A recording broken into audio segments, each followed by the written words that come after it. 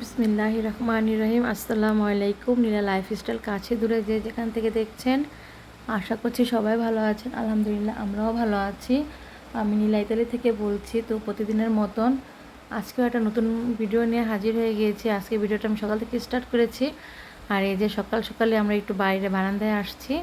এই যে আবদুল্লাহ আসছে আমার সাথে সাথে। আমি একটু পানি খেয়েছি বাইরে বসে। তারপর তো আবদুল্লাহ ঘুম থেকে উঠেছে, উঠে আমার কাছে চলে আসছে। তো এই যে আজকের সুন্দর একটা আবহাওয়া, সুন্দর একটা দিন। প্রতিদিনই গাছের কাছে আসে, গাছ দেখি, আপনাদের সাথে একটু শেয়ার করি। তো দেখছিলাম যে কী পরিস্থিতি। তারপর তো ঝটপট করে চলে আসলাম নাস্তা বানানোর জন্য। এখানে রং চা বসায় দেওয়া হয়েছে। তেজপাতা দিয়েছি, এলাচ দিয়েছি, দারচিনি দিয়েছি, লবঙ্গ দিয়েছি, চিনি দিয়েছি। তারপর এখানে এই যে চাপটি বানাচ্ছিলাম। গত 2-3 দিন যাবত চাপড়িটা ভালোই লাগছে, খারাপ লাগছে না, মজাই লাগছে আমার কাছে। তো ভাবলাম যে বানিয়েই নেই।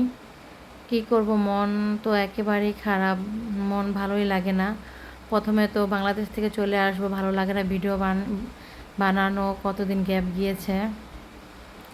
তারপর আবার বাংলাদেশ থেকে আসলাম ইতালিতে, এখন এখানে আসছি তো কতদিন ভালো লাগায় নাই। তারপরে কতদিন ভিডিও বানানো অফ ছিল, আর এখন বানাচ্ছি। তারপরও মনে করেন এখন তো একটা আবার আগ্রহ চলে আসছে, বানাচ্ছি।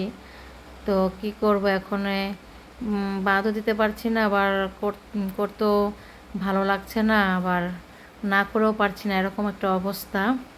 তো কি আর করার, যে কি কারণে এরকম খারাপ লাগতেছে তো সবাই কম বেশি বুঝতেই পারছেন, জানছেনই যে বাংলাদেশের কথা মনে পড়লে বা করলে ভালো লাগে না। কারণ এরকম একটা সিচুয়েশন বাংলাদেশে চলতেছে এখন, এমন অবস্থা।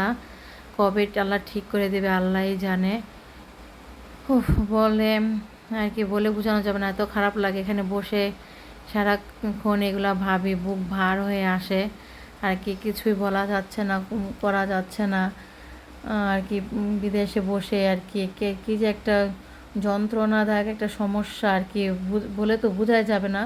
ওই কতদিন তো আরও বেশি ছিল, নেটের সমস্যা ছিল, সেজন্য আরও বেশি খারাপ লাগছিল। ইতালিতে ছিল নেট, কিন্তু তারপরেও কী জন্য যেন খারাপ লাগছে জানি না। তো এই যে এখন নেট আসছে, তারপরও বাংলাদেশের অবস্থা তো ভালো হচ্ছে না। মনে করেছিলাম যে ভালো হয়ে যাবে, কিন্তু এখনও তো ভালোই হচ্ছে না, মন খারাপই লাগছে।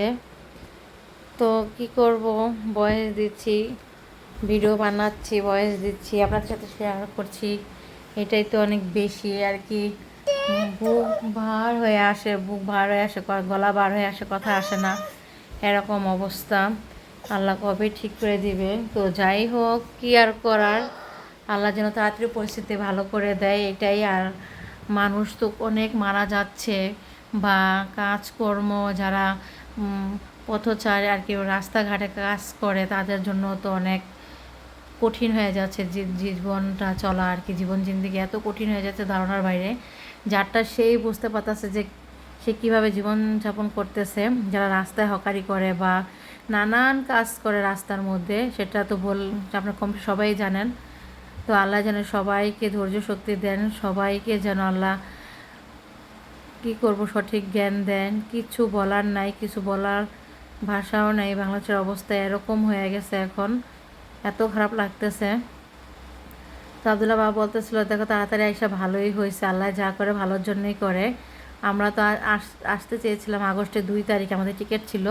তো আমাদের টিকিটটা ঘুরে যাওয়ার কারণে 20 ঘন্টা ট্রেনজিন হওয়ার কারণেই আমাদের টিকিটটা আবদুল্লাহ বাবা নতুন করে টিকিট করে তারপর আমাদেরকে বাংলাদেশ থেকে ইটালিতে নিয়ে আসে। যে আবদুল্লাহ ক্লান্ত হয়ে যাবে, পারবো না, বা আবদুল্লাহ শরীর অসুস্থ হয়ে যাবে। তেমন তো খাওয়া দাওয়া করে না আবদুল্লাহ, একটু কিছু খায় না বিমান জার্নি যখন করা হয়। সেজন্য আবদুল্লাহ বাবা আমাদের নিয়ে আসছে। তো এক প্রকারে তো আলহামদুলিল্লাহ ভালোই হয়েছে, চলে আসছি। বিপদে পড়ি নাই, আল্লাহ যা করছে ভালোর জন্যই করছে। আবদুল্লাহ বাবা বলতেছিল যে তাড়াতাড়ি আইসা খুবই ভালো হয়েছে, বাংলাদেশের যে পরিস্থিতি। তো নিজেরা তো এসে বেঁচেই গেলাম, তো যারা বাংলাদেশে বসবাস করছে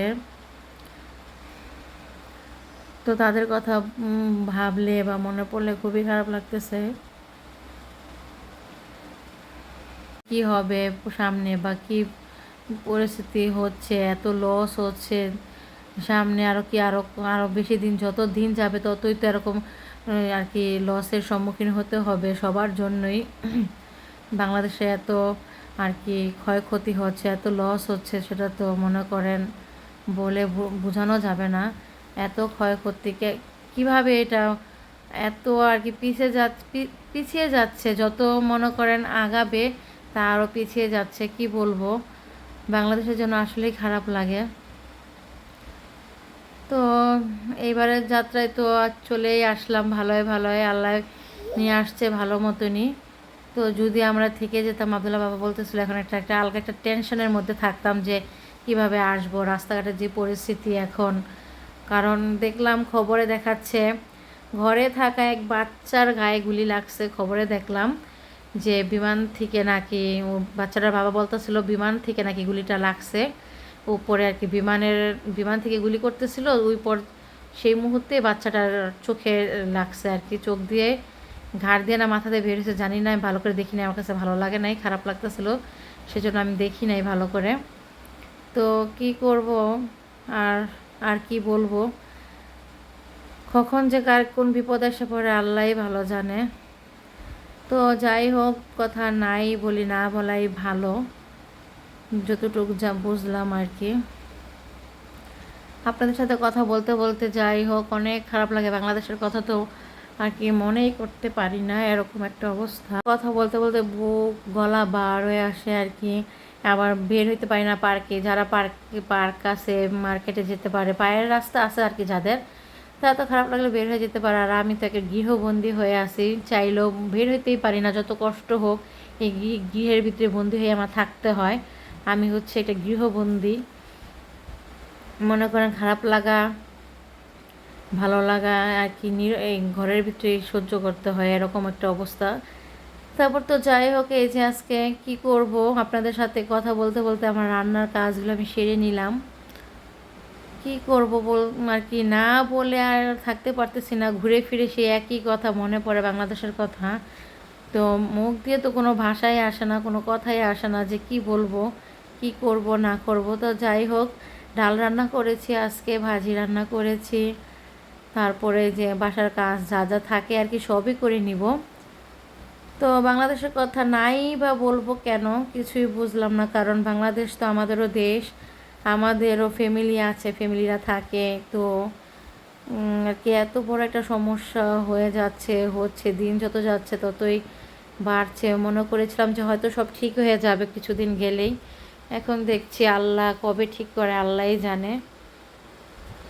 তো যাই হোক, এই যে বিকালে কিছু কাজ থাকে, এখন বিকালের কাজগুলি করে নিব, যতই বলবো না, তারপর কথাটা চলেই আসে। এই যে এখন বাস করে আবদুল্লাহ কাপড় চোপড়গুলো আবদুল্লাহ ড্রয়ারে রেখে দিব, আর হলো এই যে যেটা যেখানে রাখা দরকার সেগুলো রেখে দিচ্ছি ড্রয়ার করে। আর এই যে আবদুল্লাহ এখন ঘুম থেকে উঠে গেছে, এখন মূর্তি আর বিরক্ত শুরু হয়ে যাবে। তারপর তো এই যে আমাদের কাপড় চোপড়গুলো ভালো করে ড্রয়ারে গুছিয়ে রেখে দিয়েছি, আর এই যে এখানে সাদা যেখানে আগে তোয়ালগুলো রাখা হয় সেখানে তোয়ালে রেখে দিয়েছি, আর এই যে এখানে সেদিন কম্বল ধুয়ে দিয়েছিলাম সেটা কাবার ভরে এখানে রেখে দিয়েছি। আর কিছু কাপড় চোপড় এখানে রাখা আছে, দেখেন ড্রয়ার না থাকলে বা তাক না থাকলে যা সমস্যা হয়, এই যে এখানে রেখে দিয়েছি। আর জায়নামাজ এগুলো একটু এলোমেলো, কারণ এগুলো তো বারবার ধরা পড়ে, সেজন্য একটু এলোমেলোই থাকবে। আর এই যে আমি যখন বাংলাদেশে ছিলাম তখন আবদুল্লার বাবা এটা কিনে রেখে দিয়েছিল ঘড়ি, আর কি আমার জন্য নতুন ঘড়ি আর কি, সারপ্রাইজ, আমাকে বাংলাদেশে বলেও নাই। তো একদিন কথায় কথায় বলতে বলতে হঠাৎ করে বলছে আর কি, কিনে রাখছে যে। আচ্ছা যাই হোক, এই যে এটা হচ্ছে ওয়াচ ঘড়ি আমার জন্য রেখেছে, নর্মালটাই, দামি আর কি, বেশি ইয়েরটা না। যাই হোক, আজকে ভিডিওটা এই পর্যন্তই, সবাই ভালো থাকবেন, আল্লাহ হাফেজ।